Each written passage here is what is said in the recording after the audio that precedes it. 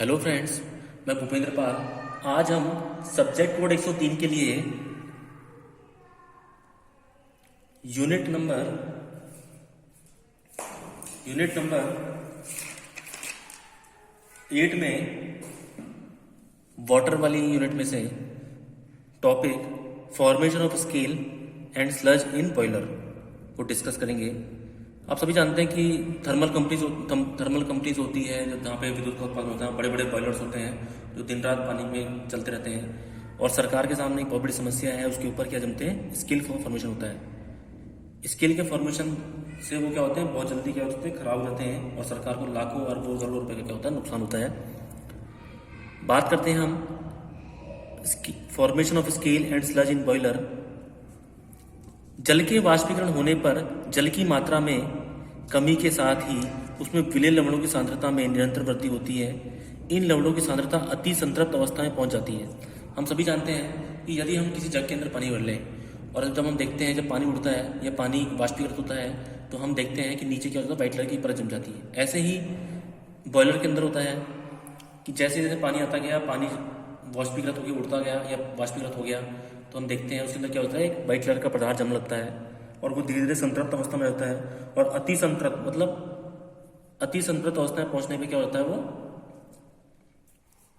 Scale का formation करता है, मतलब कठोर हो जाता है। इसमें क्या दो तरह की फॉर्मेशन बनती है, या दो तरह का प्रेसिपिटेट बनता है, इसको बोलते हैं पीपीटी, अवक्षेप बोल सकते हो। एक होता है नरम और एक होता है कठोर। नरम को इंग्लिश में बोलते हैं स्लग, तभी कठोर क्या बोलते हैं, स्केल बोलते हैं। तबकि स्लग को आप आसानी से साफ किया जाता है। ये इसी का ही सेकेंड रूप है और मैंने यहाँ पे लिखा भी है। जब ये किस में पहुंचता है, अति संतृप्त अवस्था में पहुंच जाता है। अति संतृप्त अवस्था में इसको क्या बन जाएगा, ये स्केल का फॉर्मेशन करेगा। अभी क्या क्या होते हैं, MgCO3, MgCl2, CaCl2 और MgSO4, ये सब किसका फॉर्मेशन करते हैं, स्केल का फॉर्मेशन करते हैं। यदि स्केल ना बनना दिए जाए, हम स्लग की स्टेज के ऊपर इसको साफ कर दें तो स्केल नहीं बनती है और हम उसको बॉयलर को काफी टाइम तक इस्तेमाल कर सकते हैं, या उसकी उम्र को या उसकी एज को बढ़ा सकते हैं। ठंडे जल में गर्म जल की तुलना में कम विलेय होते हैं तथा बॉयलर के किनारों पर स्लग का निर्माण होता है। स्लग निर्माण से नुकसान क्या हो रहे हैं, ऊष्मा क्या हो रहा है, कुचालक हो जाता है वो।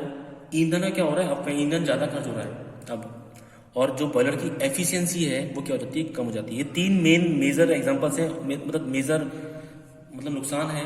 और भी नुकसान होते हैं, पैसों का नुकसान भी होता है, लेकिन ये तीन है जिसमें ऊष्मा क्या होती है, कुचालक हो जाती है। ईंधन क्या होता है, अपव्यय होता है। और बॉयलर की जो दक्षता होती है, एफिशिएंसी होती है, क्या हो जाती है, कम जाती है। अब फॉर्मेशन ऑफ स्केल कैसे होता है कि बॉयलर की सतह पर चिपका हुआ जो कठोर अवक्षेप है वो क्या कहलाता है, स्केल कहलाता है।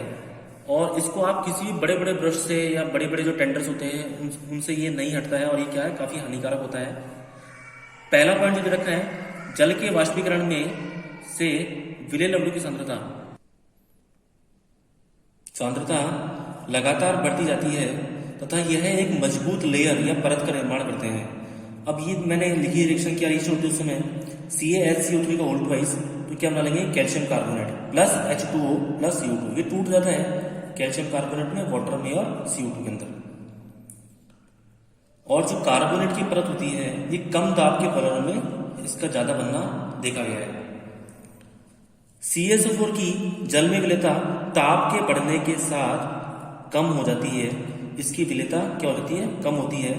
यह उच्च दाब के बॉयलरों में पाया जाता है। मतलब ये भी पाया गया कि उच्च दाब के बॉयलरों में स्केल की जो फॉर्मेशन था वो अलग पाया गया, और जो कम दाब के बॉयलर थे उनके अलग तरह का पाया गया। जल में उपस्थित कैल्शियम और मैग्नीशियम के लवणों से क्रिया कर ये क्या बनाते हैं, सिलिकेट का फॉर्मेशन करते हैं। मैंने लिखा भी है, मैग्नीशियम MgCl2 है और MgSO4 है। ये दोनों किसमें, वाटर के अंदर है। हमने लिखा भी था कि ये है MgCl2 और ये रहा आपका MgSO4। दोनों को लिया तो क्या बना लेंगे, MgOH का होल ट्वाइस मैग्नीशियम हाइड्रोक्साइड का फॉर्मेशन करते हैं और यह एक नरम स्केल के रूप में जमता स्टार्ट हो जाता है। और यहाँ पे 2HCl और H2SO4 का फॉर्मेशन होता है। तो मेरे हिसाब से ये क्वेश्चन कहीं पर बहुत बार पूछा गया है कि formation of scale and sludge in boiler. और बच्चा मैंने देखा है कि बहुत बच्चे इस क्वेश्चन को अटेम्प्ट करके नहीं आते। ये बहुत इजी है, आप उसको पढ़े तो आपको पता पड़ गया होगा कि जो वाटर होता है जैसे वो वाष्पीकृत होता है और उसके बाद जो विलेय लवणों की सांद्रता होती है वो क्या होती है, लगभग बढ़ती जाती है और एक एक संतृप्त अवस्था या सैचुरेटेड स्टेज के अंदर वो किसका फॉर्मेशन कर लेते हैं, स्केल का फॉर्मेशन कर लेते हैं। और स्केल मैंने बता ही दिया कौन कौन से होते हैं, MgCO3, MgCl2, SeSCl2 और MgSO4।